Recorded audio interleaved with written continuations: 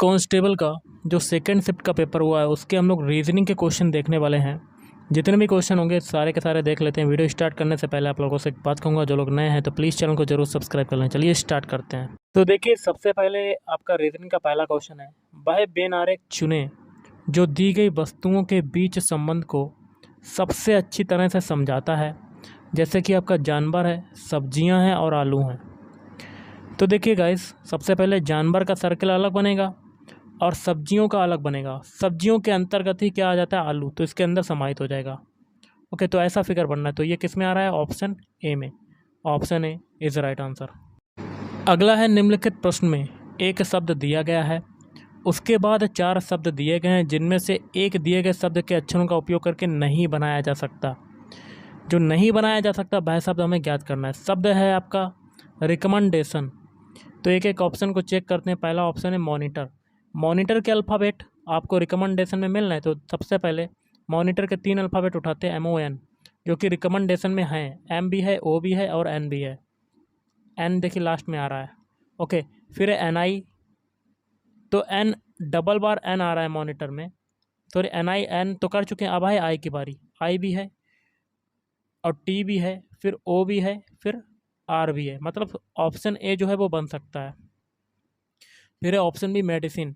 Medicine के सारे alphabet recommendation में है, तो देखिए MED, M भी है, E भी है और D भी है। फिर है I की बारी, I भी है। फिर C भी है।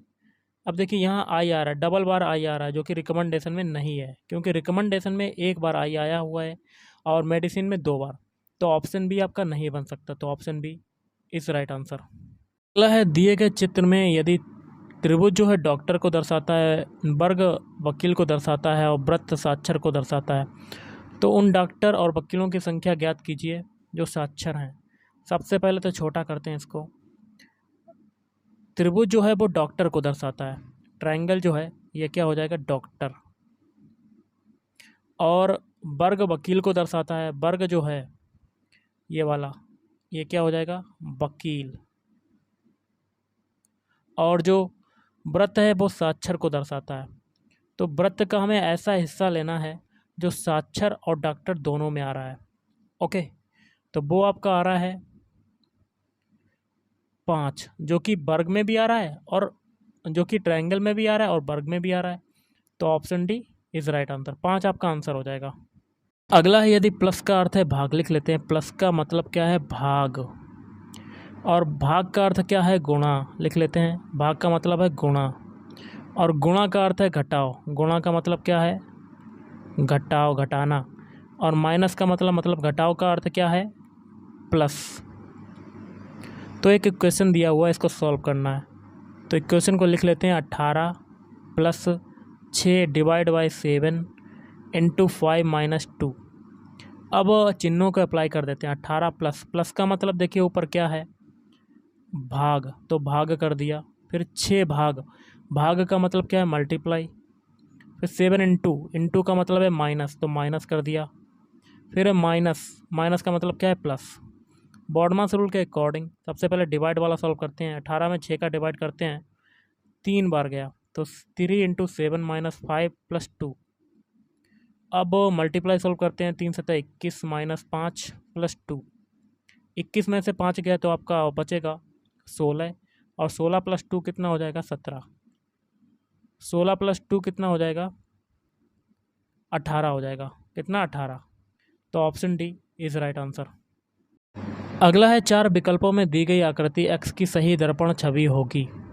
देखिए ये है आपकी छवि और दर्पण प्रतिबिंब इसमें से कौन सा बनेगा। तो दर्पण प्रतिबिंब बनाने के लिए सबसे पहले ये वाला हिस्सा जो है वो दूसरी ओर जाएगा और कैसा हो जाएगा, वैसे ही रहेगा, नीचे की तरफ ही रहेगा ये पूरा हिस्सा। ओके, तो आप एक बॉक्स बना लीजिएगा ऐसे, और ये वाला हिस्सा दूसरी तरफ चला जाएगा। ओके, तो ऐसे बना लीजिए, ऐसे, और फिर ऐसे ऐसे ऐसे मिला दिया। उसके बाद ये वाला ऊपर वाला हिस्सा जो है वो दूसरी तरफ चला जाएगा और कैसा बन जाएगा, ऐसे ऐसे, फिर ऐसे, फिर ऐसे, उसके बाद ऐसे, फिर आगे वाला भी चिकोना बन जाएगा। तो ये कौन से ऑप्शन में आ रहा है, तो ये आ रहा है ऑप्शन 1 में। देखिए 1 वाले फिगर में आ रहा है, तो option B is right answer. अगला है DBMS का संबंध है SMVD से। तो जावा का संबंध बताना है, तो लिख लेते हैं DBMS, इससे क्या बन रहा है SMVD। तो देखिए यहाँ से पीछे से सारे अल्फ़ाबेट पलट गए, आगे आ गए सारे के सारे। ओके, डी वाला लास्ट में चला गया। सेम प्रोसेस हम लोग जावा के लिए लगाएंगे। तो JAVA, पीछे से सारे अल्फ़ाबेट पलट देंगे, A फिर V फिर A फिर J, तो ABAJ option A is right answer. अगला, एक व्यक्ति अपने घर से शुरू करता है और 10 किलोमीटर पश्चिम को की ओर चलता है। मान लेते हैं स्टार्टिंग पॉइंट ये इसका घर है ए बिंदु, और पश्चिम की ओर उसका घर है, पश्चिम दिशा इधर होती है। कितना चलता है 10 किलोमीटर। फिर वह दाएं मुड़ता है और 7 किलोमीटर चलता है। तो यहाँ से आपका दायां क्या हो जाएगा, ऊपर की तरफ। कितना चलता है 7 किलोमीटर। फिर वह दाएं मुड़ता है और 14 किलोमीटर चलता है। तो यहाँ से आपका दायां इधर हो जाएगा। कितना चलता है 14 किलोमीटर। ओके, फिर बाएं मुड़ता है और 4 किलोमीटर जाता है। तो यहाँ से आपका बायां क्या हो जाएगा, ऊपर की तरफ।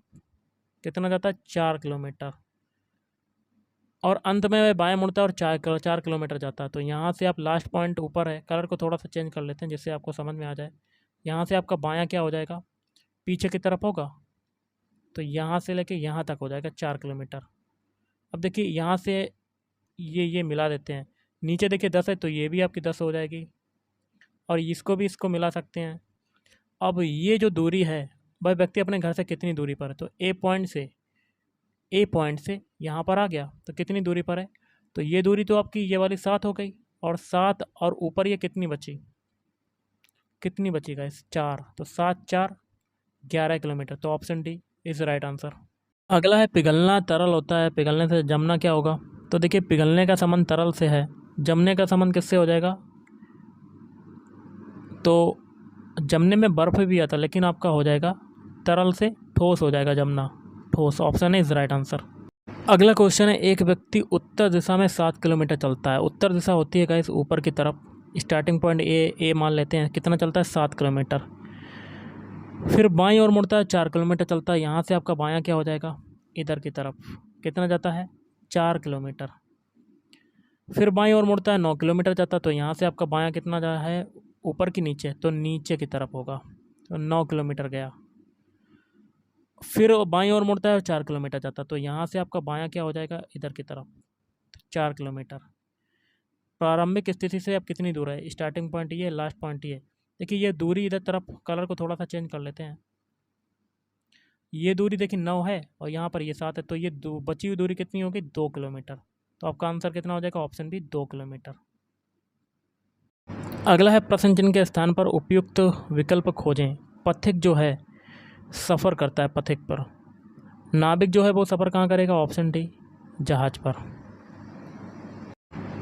एक क्वेश्चन आपको बताना है, विषम। निम्नलिखित प्रश्न में कुछ शब्द दिए गए, उनमें से विषम को छोड़कर कुछ समान विशेषताएं, आपको इनमें से विषम को ढूंढना है। तो देखिए इसका आंसर आपको कमेंट बॉक्स में कमेंट करके बताना कि क्या हो सकता है। ओके,